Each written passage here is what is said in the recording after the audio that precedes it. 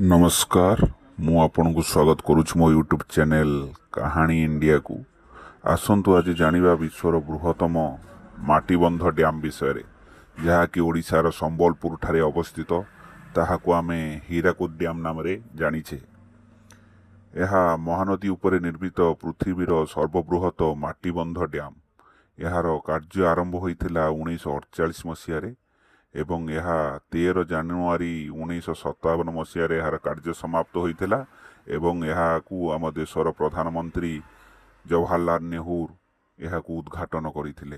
यार लंब 25.8 किलोमीटर, यार उच्चता हूँ 60.96 मीटर।